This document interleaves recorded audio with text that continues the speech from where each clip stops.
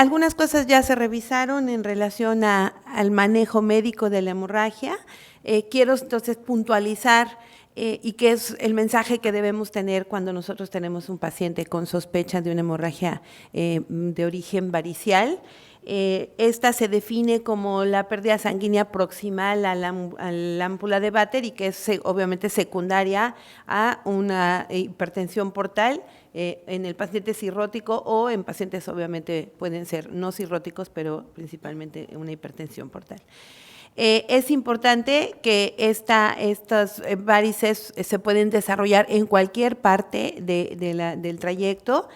Principal o lo más frecuente son su localización en el esófago o en el estómago, en las varices gástricas, pero podemos tener localizaciones atípicas que pueden estar distribuidas en algunas otras partes, en duodeno, en colon, mucho menos frecuente y obviamente son las que menos pueden tener probabilidad de sangrado. Esta revisión la hice en relación, hay dos publicaciones, bueno, una publicación mexicana que es el Consenso Mexicano de Hipertensión Portal, publicado en el 2013, una guía de manejo que acabamos de terminar hace hace un mes más o menos y que se publicará en probablemente en la revista. Y estas son las dos actualidades que tenemos en relación a este manejo. Quiero que ustedes consideren que en el momento del diagnóstico del paciente cirrótico, la mitad de ellos generalmente van a tener varices, pero que durante el desarrollo de su enfermedad, el 90% van a desarrollar varices en el transcurso de esto. 25% de los pacientes van a tener varices gástricas y 18% de ellos pueden tener varices gastroesofágicas. Una minoría de ellos puede presentar varices ectópicas, lo que comentaba, y generalmente los más comunes o los que nos apegan al manejo es principalmente las varices gástricas.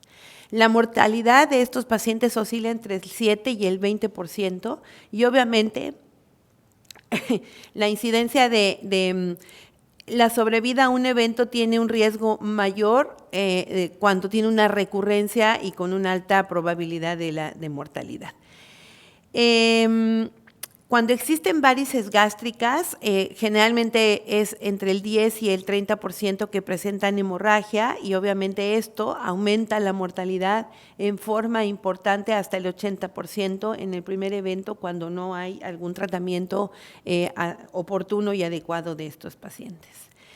Entonces, es importante considerar que la tasa anual de sangrado de un paciente con cirrosis y varices puede ser del 15%, la mortalidad está entre el 7 y hasta el 20% y obviamente siempre tienen una morbilidad, por supuesto, mayor y con altos costos durante su manejo en una unidad de terapia intensiva.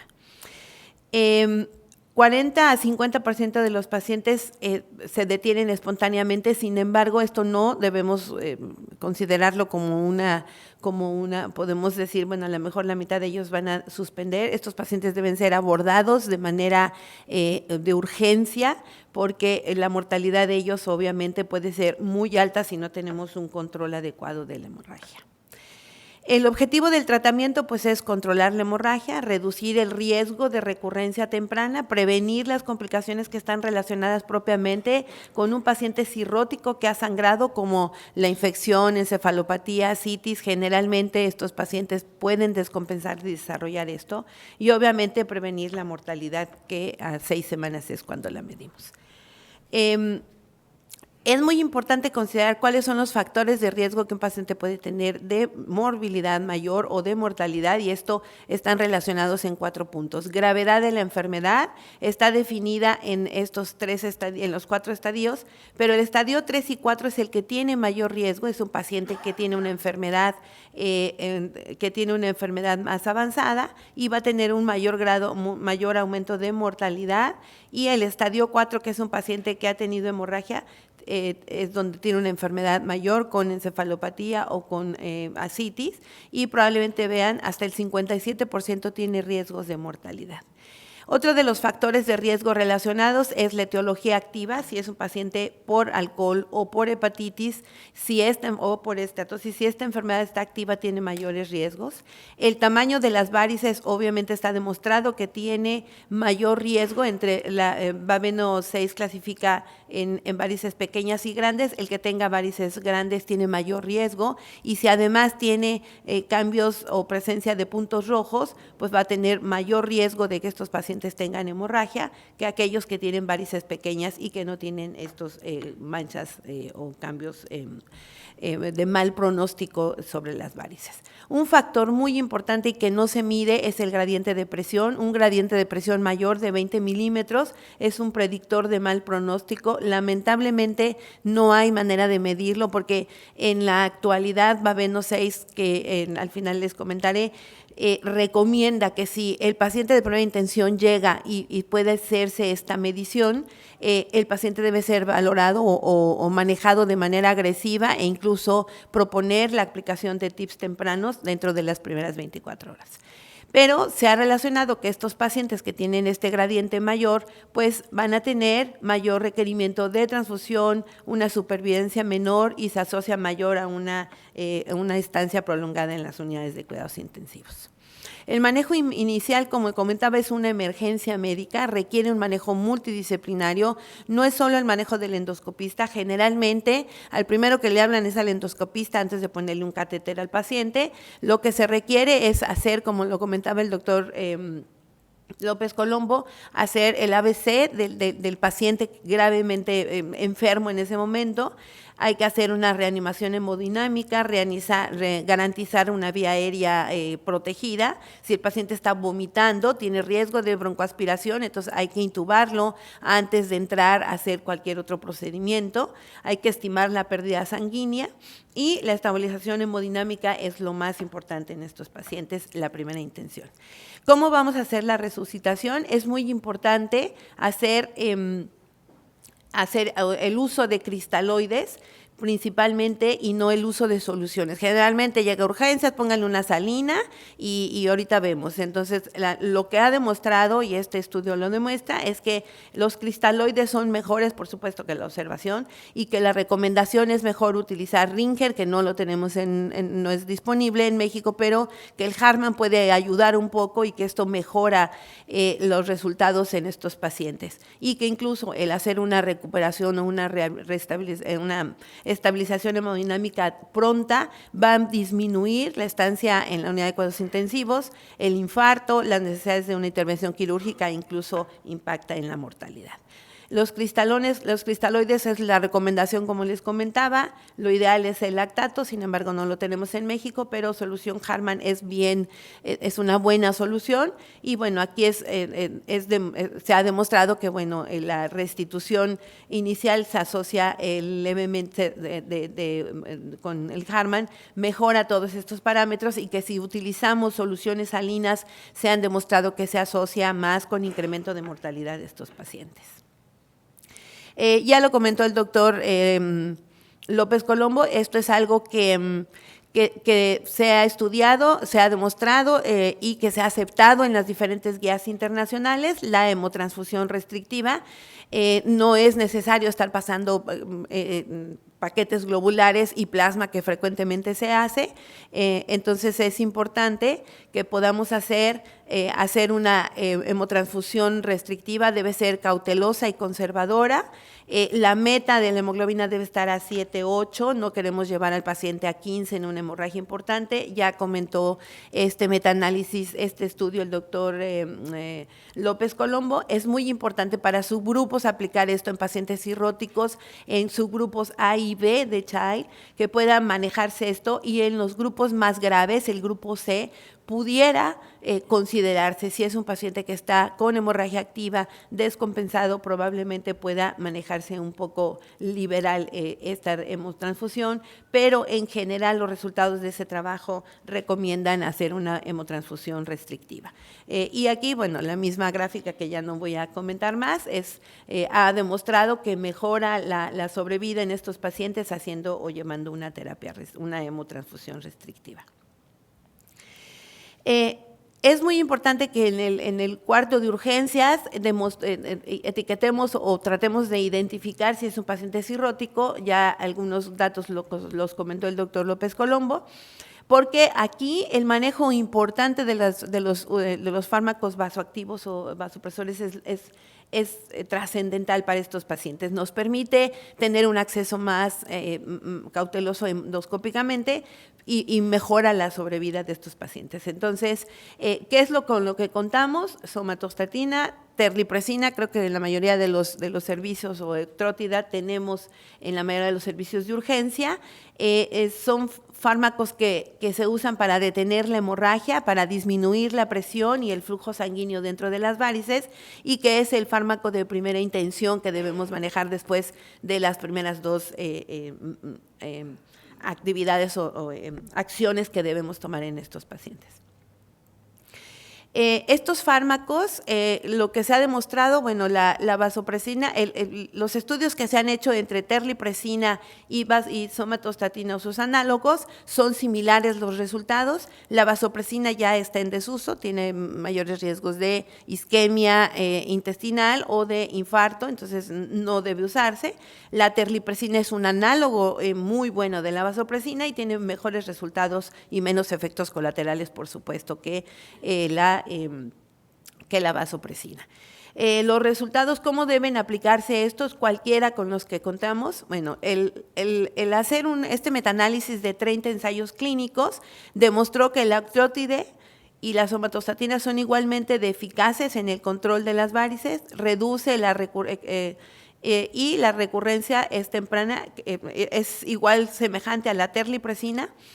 Reduce la mortalidad en un 26% y disminuye los requerimientos transfusionales. Estas son las indicaciones y está ahí en el libro, en el capítulo que escribimos. Y aquí debe hacerse siempre bolo inicial y después mantener una infusión y por lo menos mantenerlo entre 2 y 5 días, dependiendo, si son varices gástricas hasta 5 días, si son varices esofágicas, dependiendo de si estamos satisfechos con el manejo endoscópico, puede dejarse 3 a 5, entre 2 y 5 días. Este es un estudio de 780 pacientes donde se comparó el tratamiento exitoso de la hemorragia con terlipresina, somatostatina y octrótido. Se ve, no hay diferencia en ninguno de los tres el utilizarlo. En la tasa de control de hemorragia tampoco hay diferencia. En cuanto a la mortalidad es muy similar. Y entonces, bueno, es importante considerar que cualquiera de estos fármacos con los que contemos, es importante manejarlos en la estancia de urgencias. Otro punto es importante, el uso de antibióticos. Se recomienda la administración rutinaria de antibióticos en los pacientes con hemorragia y cirrosis. Las recomendaciones son la ceftriaxona, la norfloxacina o una quinolona. Por las resistencias se recomienda tal vez en grupos en estadios menores 1 o 2, pero en estadios 3 y 4, que son enfermos con una actividad o con una enfermedad más avanzada hepática, se recomienda mejor el uso de la ceftriaxona. Y la ceftriaxona, 1 gramo IV cada 24 horas, por lo menos de 5 a 7 días, dependiendo, y esto ha demostrado este metaanálisis que hay en relación de hacer profilaxis o placebo, obviamente mejora la mortalidad, la infección y los días de hospitalización. Estos son los cambios o lo que se comentó en el último grupo de Babeno de reunión hace 2 años. Y hablaré un poco de esto al final, que es el uso de los TIPS y el uso de las prótesis autoexpandibles como control de la hemorragia. Sabemos que el manejo habitual de la hemorragia actual endoscópica, una vez que hemos pasado todo esto, es con ligadura en las varices esofágicas y con escleroterapia utilizando cianoacrilato en las varices gástricas. Hay 2 opciones que es en pacientes que van dirigidos, y es el uso del ultrasonido endoscópico y la inyección de varices gástricas. Se tiene un mejor control. aumenta, primero, el uso del ultrasonido aumenta la detección de las varices, se puede observar directamente la varice y hacer una inyección directa sobre la varice, y obviamente pues mantiene o mejora la obliteración. Se puede utilizar Doppler en esto, que estos son unas monadas, por supuesto no es fácil tener esto en algunos centros, pero en algunos centros especializados o en pacientes refractarios tal vez pueda ser una opción. Y bueno, estos son algunos reportes, o el uso de COILS, que es otra aplicación por ultrasonido endoscópico para la obliteración de varices gástricas. Esta es la imagen del ultrasonido endoscópico y a través de esto puede hacerse la inyección de cianoacrilato o de aplicación de COILS dentro de las varices, y es una terapia mucho directa y sobre la vena. Y por último, esta es la prótesis metálica, descrita hace 5 años aproximadamente. Es una prótesis metálica autoexpandible que se recomienda en el fallo a tratamiento. Si el paciente ha intentado el manejo inicial y hay recurrencia o no hay control o no hay una visión adecuada para poder hacer un control adecuado de la hemorragia, si tenemos dinero, recursos y la tenemos en urgencias, eso es algo, o sea, esto lo sustituye la sonda de Senstaken, que creo que también ya está en desuso, no es fácil conseguirla, hay que tenerla una guardadita, pero bueno, esta prótesis se coloca dentro del esófago, hace una obliteración directa y esta puede quedarse entre 5 y 7 días. Aquí es como vemos la colocación de la prótesis, hace una obstrucción, una aplicación directa sobre la vena y una oclusión de la hemorragia, nos permite estabilizar al paciente, hacer un manejo hemodinámico de él y posteriormente hacer al retiro de esto, así es como la visión como queda, y puede entonces hacerse ya el manejo endoscópico más selectivo en estos pacientes.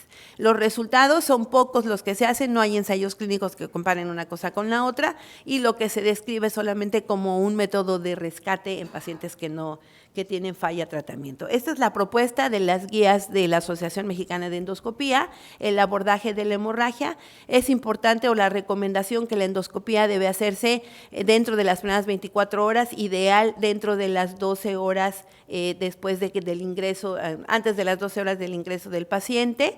Y dependiendo, si el paciente es un Child B con sangrado activo y tiene menos de 14 puntos, debe considerarse los TIPS a las 72 horas. Si hay una hemorragia activa, con hemorragia con estigmas de sangrado, debe ir a ligadura.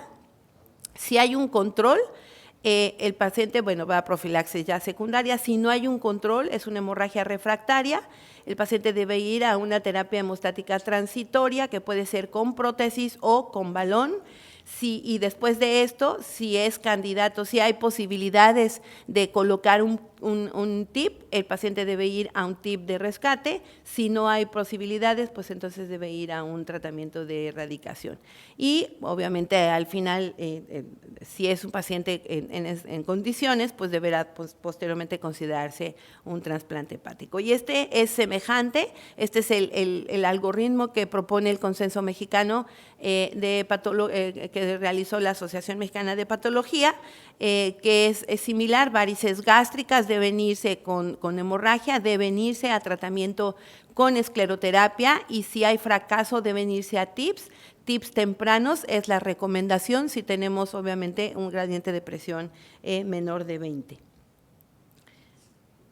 Y bien, para terminar, se me pasó. Para terminar, nada más quiero puntualizar que hay que hacer una evaluación integral de estos pacientes. La resucitación cardiopulmonar es lo más importante, no sobretransfundir, iniciar antibióticos y vasoactivos es lo importante en la sala de urgencias. La endoscopía debe hacerse dentro de las primeras 24 horas, ideal dentro de las 12 horas posible. Considerar ligadura varicial para varices esofágicas, escleroterapia con cianoacrilato para varices gástricas, y considerar TIPS en casos de falla, enfermedad hepática severa como Child C o hemorragia por varices fúngicas. Muchas gracias.